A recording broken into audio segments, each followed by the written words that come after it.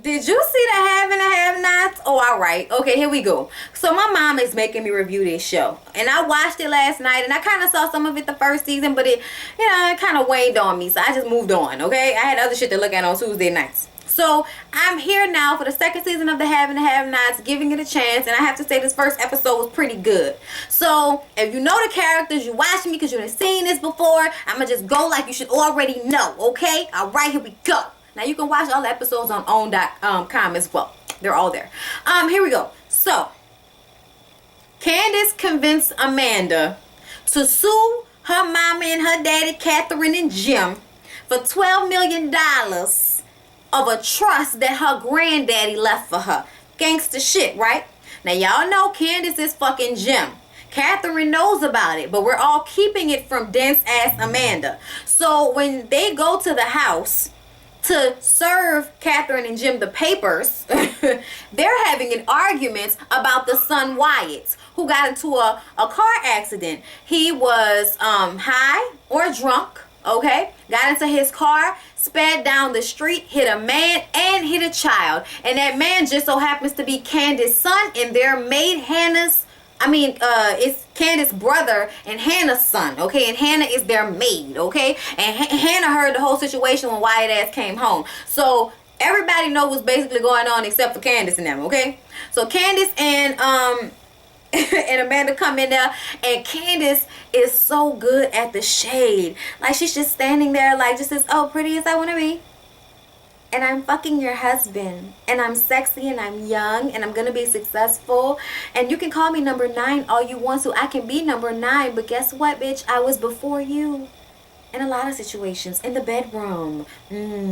Like, she is rubbing it in. Like, that's not even all of the shit that she said, but what do you want me to do? As the mom and the daddy and Candace are having this conversation over Amanda's head, Candace still has to convince her that she needs her money so that she can be independent. She doesn't want to go to law school. She wants to maybe go to design school or some shit like that, and she has to have a living, and she can't make money like she thinks she can make money. Like, she's talking about, I can work at the school, and it's like, bitch, you gonna make $8 an hour. I can intern. Interns don't get paid. You know what I mean? Like, that's where we at with it. Shut up, Olivia! Y'all, she's shitting in the house again. I took her outside. She spent all the time running under the house. I finally find her, and she still ain't used the bathroom. As soon as we come inside, she shit. So she's staying in that bathroom. You want to shit? You stay where the shit goes. Anyways, I'm sorry. Okay? Getting back to the have and the have-nots and the treachery and deceit. Okay.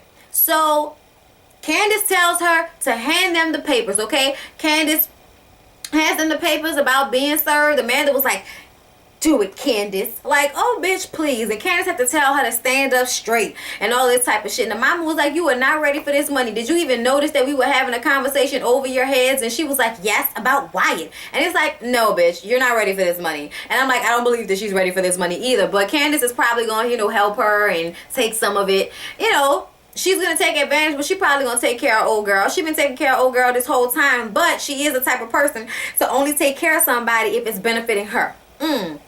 So they go home. They go home and they find little Jeffrey, okay?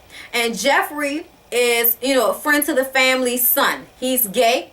He also was working at a rehabilitation center with his mother. His mother's like, crazy bitch, and she said so many nasty things to him last season when he finally told her that he was gay. Like, she's been knowing that he's been gay for a while, if you ask me, but she keeps trying to, like, no, you're not gay. I don't even want to say that. You're not that, okay? That is not you. That is not my son. And just saying, I had miscarriage after miscarriage, and you finally come through for you to be like that. And it's like, bitch, what? Like, she feel like God punished her or something like that by making him gay. It was like, what the fuck are you talking about? She cut him off, and he was outside Candace and Amanda's apartment looking like a sad puppy dog. And Candace took him in and told him, we gonna get it together, okay? Even if I gotta, trick you out to some of my old partners, you gonna get it together, boo. You come and stay with me, okay? You come and stay over here.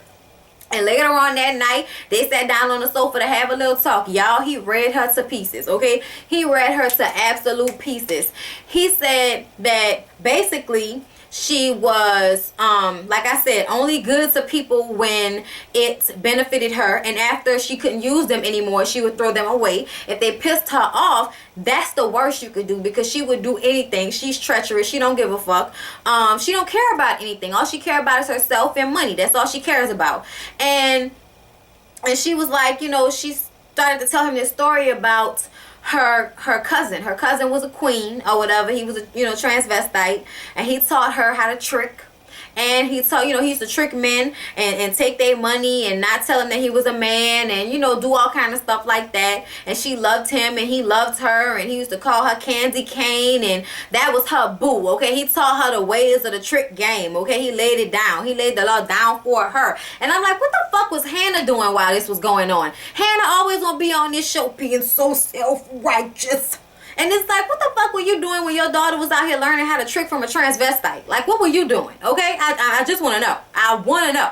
Anyway, so she says that, you know, he was dead and that they found him hung with his dick cut off. And I was like, oh my God. Oh my God. Too much. Too much. Team too much. Oh my God. That was kind of, ooh. On so many levels. Anyway, so, you know, she was like, she is never going to be as, like, as nasty as he was. He was real deal nasty. And, you know, she's just saying how there's a reason why she was like that, because he basically taught her that in this world you gotta learn how to get over, and she uses her body to get over on people, and then you gotta get over on them before they get over you. You know, get over on you. Y'all know what I'm talking about. Scratching and surviving good times. You gotta get out this bitch, and if you can't get out of it the good way, then you get out of it the treacherous way, bitch. And that's how she did it. You know what I'm saying? So that was the conversation that they had. And it was like, ooh, you learned something. You learned something. Okay, now getting to Hannah. Hannah is at the hospital trying to find out what's going on with her son. And at this point, Candace is starting to worry because her and her brother talk all the time. And they haven't talked all day. So she kind of feel like something must be wrong or something like that. So Hannah's at the hospital waiting to find out what's going on with him.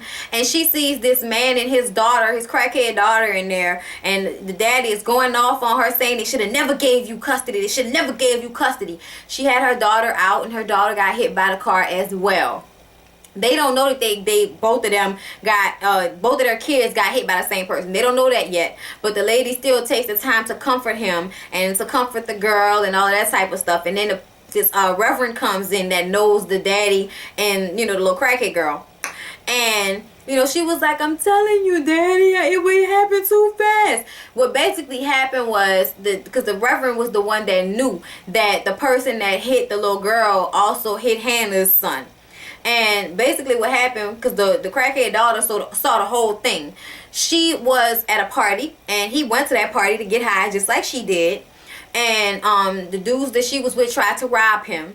And he got in a car. He was a little scuffed up. He was fucked up. He got in the car, went the wrong way, came back around the block so fast, hit the little girl and hit the dude and never stopped. So she saw who it was and everything. So now Hannah knows that he did it, and she knows, you know, that this girl knows. Okay, so that's gonna like be conflicting on Hannah because that's her boss's kid, right?